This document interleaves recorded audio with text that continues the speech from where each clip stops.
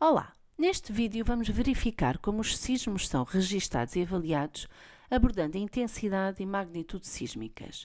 Iremos ainda discutir como é possível determinar graficamente o epicentro de um sismo recorrendo a sismogramas.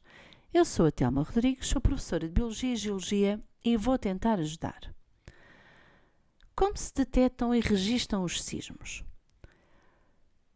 Os movimentos do solo provocados pelas ondas sísmicas podem ser registados em aparelhos especializados chamados sismógrafos e o registro denomina-se sismograma.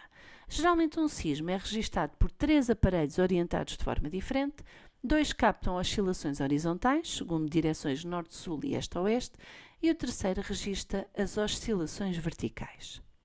Neste exemplo, podemos ver aqui uma estação sismográfica e ocorre um sismo. Podemos ver que as primeiras ondas a serem registadas são as ondas P, de seguida as ondas S e, por fim, as ondas superficiais. Através do estudo dos sismogramas, os sismólogos calculam o intervalo SP, que é a diferença de tempo de chegada das ondas P e das ondas S, que corresponde a uma determinada distância epicentral. Quanto maior for este intervalo, indica que a estação sismográfica que registra o sismo se encontra a uma maior distância do epicentro. Se este intervalo for menor, indica que se encontra perto e por isso o intervalo de tempo entre a chegada dos dois tipos de ondas é pequeno. Assim, através do intervalo SP, é possível determinar a distância epicentral. Através de um gráfico tempo-distância percorrida pelas ondas, é possível estimar a distância ao epicentro que aquela estação sismográfica que registou o sismograma se encontra, através do seu intervalo SP. Então, neste caso, o intervalo SP corresponderia a 20 segundos. Então, a estação sismográfica deveria encontrar-se a uma distância de 200 km. Mas como é que é possível saber onde foi o epicentro do sismo?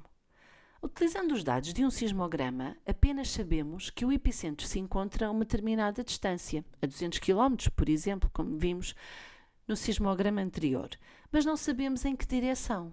Como é que é possível, então, saber a localização aproximada do epicentro? Para a localização do epicentro de um sismo, são necessários 3 sismogramas do mesmo sismo.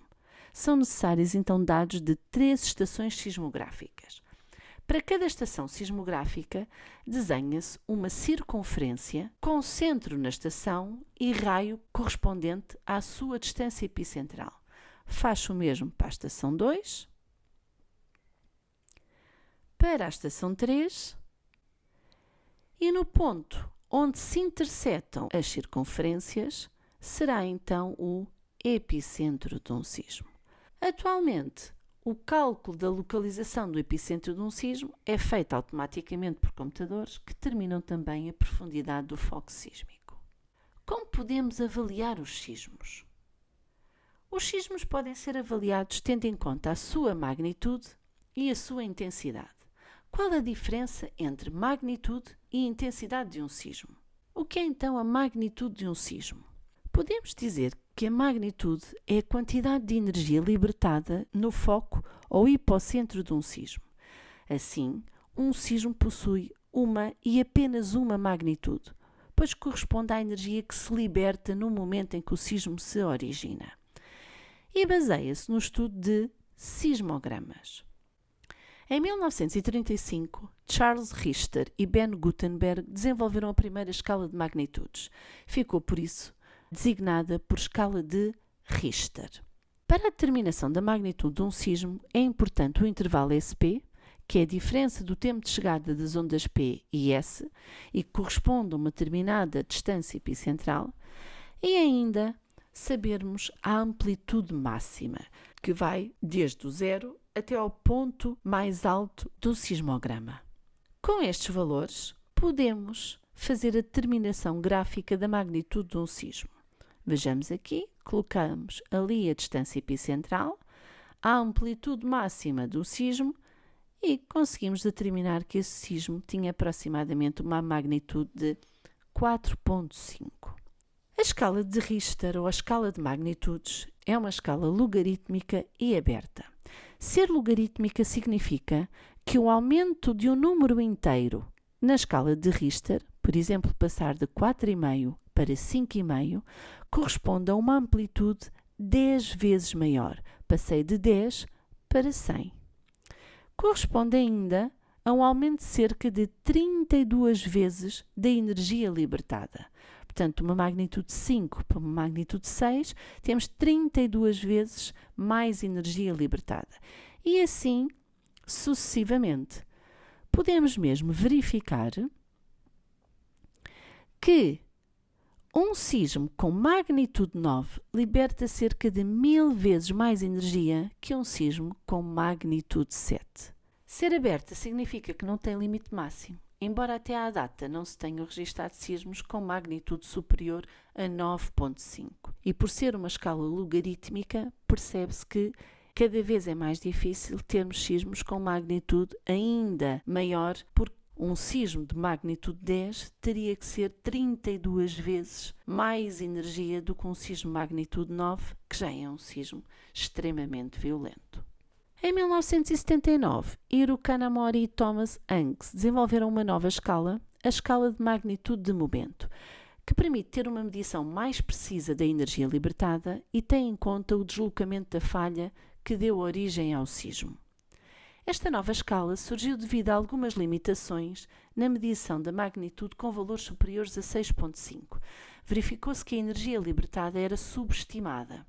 Assim, o desenvolvimento de sismógrafos e computadores mais sofisticados permitiu, em 1979, ter em conta o deslocamento da falha que originou o sismo e criar esta nova escala, que é a que é utilizada atualmente e que na maioria das notícias ainda aparece denominada simplesmente como escala de Richter. E a intensidade? O que será então a intensidade de um sismo? A intensidade é uma medida qualitativa que descreve os efeitos produzidos pelos sismos em locais da superfície terrestre. Ela, portanto, avalia o grau de destruição que o sismo provoca. Assim, um sismo pode ter várias intensidades dependendo do local onde nos encontramos. Existem vários fatores que influenciam a intensidade de um sismo. A magnitude, que é a quantidade de energia libertada. Como é óbvio, quanto maior for a magnitude de um sismo, corresponderá a um grau de destruição maior. A distância ao epicentro. Quanto mais perto do epicentro tivermos, maior será a intensidade do sismo. A profundidade do hipocentro. Sismos mais superficiais tendem a ter intensidades maiores, provocam maior destruição. As características do solo e das rochas. Existem rochas que absorvem mais a energia do que outras, fazendo com que possam vibrar mais o solo do que outros. E ainda a tipologia das construções. Construções mais antigas tendem a ser destruídas mais facilmente do que construções que já foram feitas tendo em conta a ocorrência de sismos e a absorção da energia para que consigam vibrar e não serem destruídas. A intensidade, a medição da intensidade, é feita através da observação dos danos e de inquéritos à população afetada, podendo por isso ser mais subjetiva que a determinação da magnitude que é feita através dos sismógrafos. Utiliza-se a escala de Mercalli modificada e, mais recentemente, a escala macrosísmica europeia. A escala de Mercalli original foi feita por Giuseppe Mercalli em 1902 e posteriormente sofreu várias revisões, sendo a última de 1956.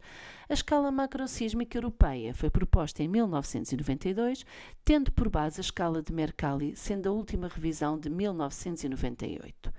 É uma escala qualitativa e fechada, distribuída em 12 graus, escritos em numeração romana.